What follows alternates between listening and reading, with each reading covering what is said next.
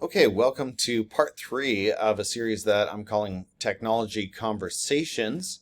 In part 1, I introduced myself. My name is Tim Cavey. I'm the middle school vice principal here at Vancouver Christian School, and you can hear more about my context and my own personal family situation in that first video.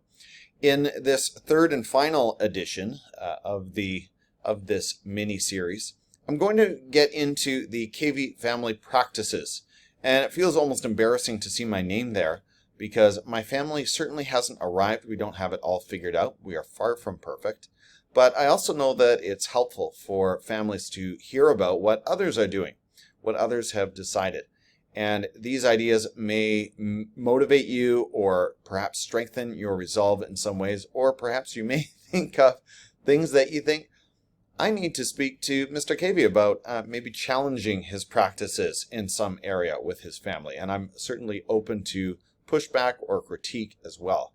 Iron sharpens iron. So with all of that in mind, let's proceed. Again, these are not rules that I'm necessarily prescribing to any other family. I think every family is unique, but again, in a spirit of just wanting to be transparent with you and sort of share some of our thinking and ideas. Here are some of our current practices. Okay, let's go. One of our founding principles is relationships over rules. So we try not to overreact when a rule is broken and instead focus on the relationship with our children and engage in conversations. So the emphasis is never on punishment or subjugation. It's all about helping them thrive the best that we can. We also want to put an emphasis on creative activities over consumptive.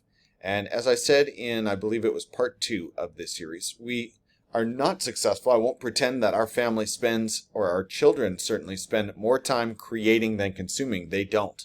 They spend more time consuming than creating. But we want to maintain and uphold this ideal that we want our children to be involved in creative activities. Some of those creative activities may be digital, some not. But we don't want to lose sight of creation because we recognize that technology and the philosophies of our world pull us toward a life of consumption. I also want to address this excuse or this pushback that you'll often hear from your children at all ages. Virtually all ages will say this, but all my friends are allowed to. And this statement is almost never true, number one. So it's certain, when it's used by children, it's often they have certain friends in mind that they are perhaps envious of or want to participate in the same activities with. And number two, further to that point in number one, to finish that thought in number one, often there are some classmates or other students who are not allowed to do X, Y, or Z, and they are simply choosing to ignore that inconvenient fact or say that those people, quote, don't matter, that they are more concerned with their friends that are allowed to do X, Y, or Z. So I hope I'm making sense here, but I want to sort of debunk this argument, this pushback, to say that it's almost never true that all my friends are allowed to do something that I am not. And even if it was true, I would say to my children that we don't make decisions based on what everyone else is doing. That's not what the Lord, it's not what Scripture calls us to do in terms of how we govern ourselves and make decisions in our lives. So a couple of answers that I would give to this one. I'm sure you've heard it. If you're a parent as well, I'm sure you've heard this one too. Okay, so getting into the practical.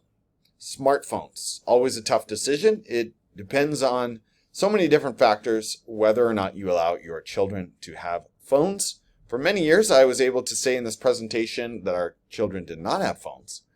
And I should also go back and say that our two sons are 14 and 16 years old, grade 9 and 11.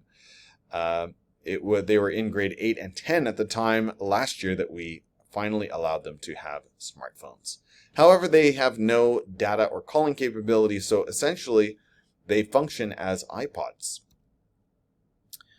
Apple. Now, you may be an Android family, but let me tell you, Apple has some excellent parenting policies and capabilities. So you have tremendous control over the devices your children use. Some of the practices that my wife and I like to follow with our two teenagers, as I said, they are 14 and 16 years old today at the time of this recording. We keep the iTunes passwords.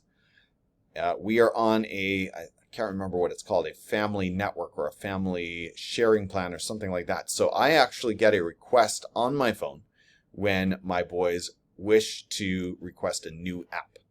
And so they're in number 2. I've drawn the line at a maximum of 1 new app or song request per day.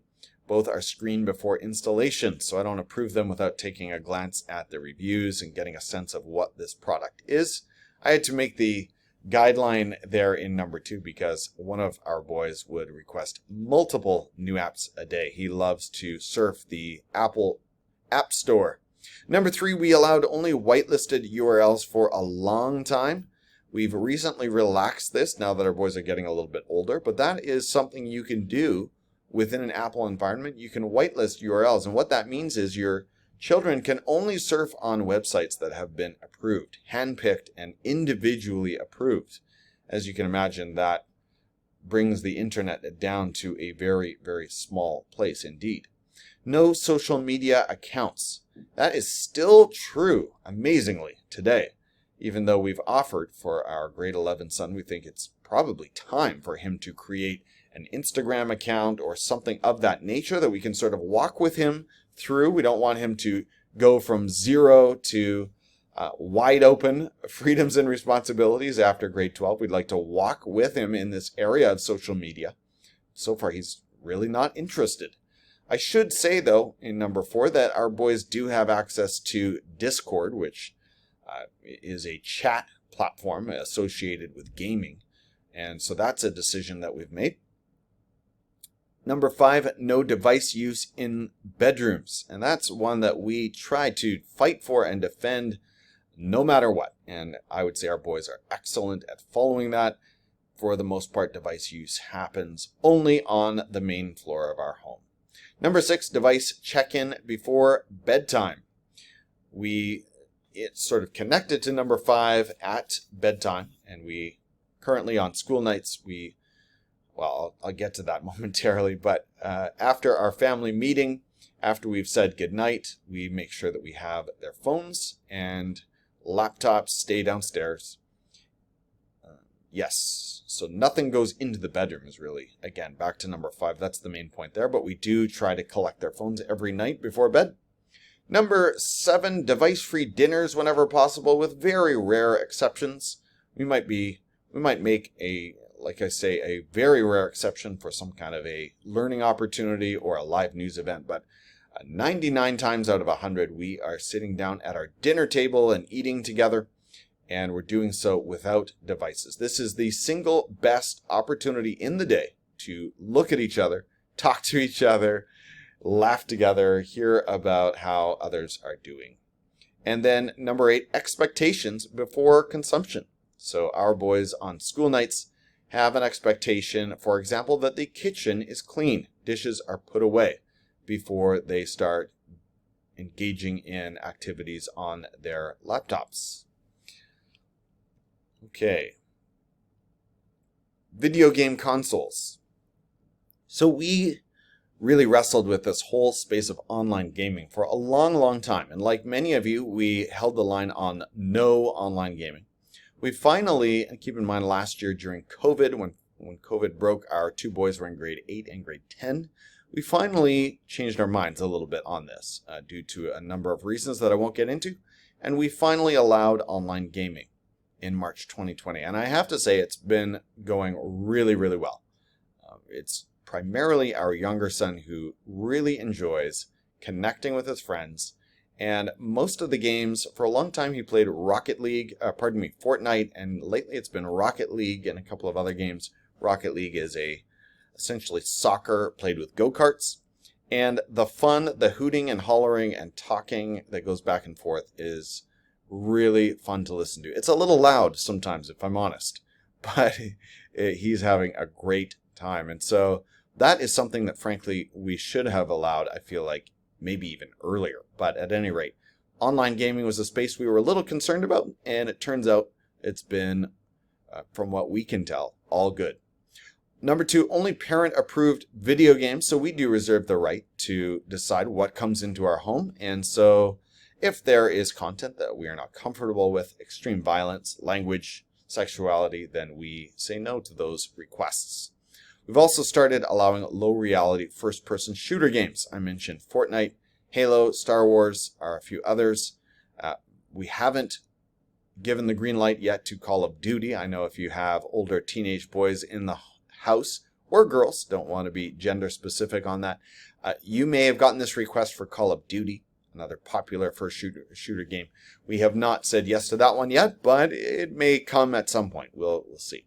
But for now, these games we regard, I mention it because people have different views on violence and the place of violence in games. Fortnite, to me, as I tried it out once, never again. I'm not really interested personally, but it's certainly see the fun involved from a boy's perspective, teenager's perspective, and it's not the kind of game that's going to encourage or celebrate gratuitous violence. Interesting space for sure as a parent to decide what games you allow and which ones you do not. Now, what about our TV? Well, we don't have a cable TV subscription, and that's simply because no one in our home was interested in watching anything on cable TV. I was actually the only one, and that was I like to watch Canuck games or the occasional sports game, and just because I'm so busy, it just wasn't happening. So we got rid of our cable TV subscription, as probably many of you have as well. We now have a few streaming services. They're number 2, YouTube, of course, Netflix, viewing, Disney Plus. We've had Amazon Prime at different times, but we ask our boys to clear anything they are watching with us, so they need to ask. And to number 4, that viewing, even if it's YouTube, where they're not necessarily asking permission for every video, but it's on the big screen and we can see what is going on there. That's not to say that they never watch YouTube on their laptops, and that landscape is kind of changing, especially since COVID or over the last year. But that viewing still happens in public areas of the home. Back to the TV. Number 3, video streaming services should only be used while logged into unique accounts. Yes, so ideally, you've got different profiles on your Netflix service, different profiles on, I believe Disney Plus has different profiles. I can't recall now because I don't care about it too much, but YouTube has separate profiles. So as much as we can, we try to encourage everyone in the home to use their own profile. And one of the benefits of that is, if necessary, it helps us go back and look at what they've been watching. Or not if necessary, just out of curiosity, we can take a peek and see what they've been watching lately. Okay, laptops. Well, homework should be done first. That's a rule that we try to stick by, work before play. Chatting and watching YouTube and doing homework is not doing homework. So sometimes I hear about obscene amounts of time spent on computers. Over the years, parents will say, my child was up till 1 a.m. doing homework. Well, let's be critical and careful about what we call homework, because it is possible, as we all know, to sit in front of a screen for 2 hours and not really get any work done. Number 2, the chores checklist should be happening before screens. This includes a clean kitchen. I already mentioned that one. And we use Custodio, a parental control application, which flags any inappropriate searches or activities and helps us manage different websites and programs that are accessible. We also control the Wi-Fi timeout for all children devices. Right now it's 7 p.m. on school nights. Now, that 7 p.m. is credit to Mrs. Cavey. That's an exceptionally strict time. It's very early, I know, compared to most grade 11 students, grade 12 students.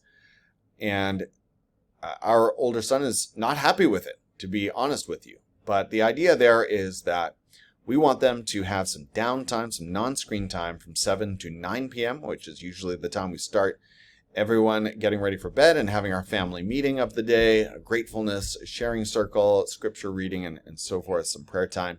So we want them to start winding the screens down at 7 p.m. And so there's a Wi-Fi shut off. It doesn't come from the router. I believe it goes through Custodio, as I mentioned earlier. All right, is there anything more I need to say there? I don't think so. Now, I won't play this video, but another application that does some great management is Circle from Disney. We used it for a while, and I'll show it to you here. There's our older son a few years ago, there on the right side. But you can see some of the ways that it tracks all the different devices on the left side that have logged onto the network. And by the way, I should mention too, Circle is actually a physical device that you connect to your router, and you do not pay a subscription fee, which is kind of unusual in this world of subscriptions. We expect to pay a monthly payment for every service we use. So that's one nice thing about Circle from Disney. I hope they are still that way today. And then over on the right side, it shows you usage and different filters, different settings you can adjust. And continuing on, it shows, over on the left side, it shows, and this is old, so he doesn't play these games anymore, but it shows you different apps, I guess that is. And then on the middle, in the middle section, what's going on there is those URLs he is not actually surfing to. Those URLs are being fed by the apps over on the left side, which is very interesting, isn't it? You've got these different, for example, if he's in one of these games, Clash Royale or Clash of Clans, and it's feeding a banner ad on the bottom of the screen, that banner ad may be drawing from a URL listed in the middle.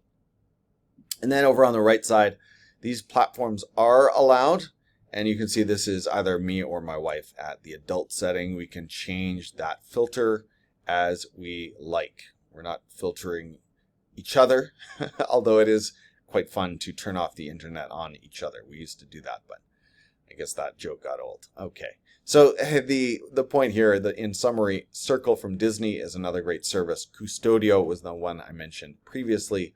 I know Mr. Tinsley uses bark.us, I believe, if I have that right, as another good option. Well, I've covered a lot of the practical rules and guidelines my family uses. If you have any questions or concerns, follow-up questions perhaps, go ahead and email me at this address. I always love engaging in these conversations, and as I said at the beginning, certainly don't assume that in any way I have this all figured out. I hope that some of what I shared may trigger thoughtful conversations. That would really be the best conclusion.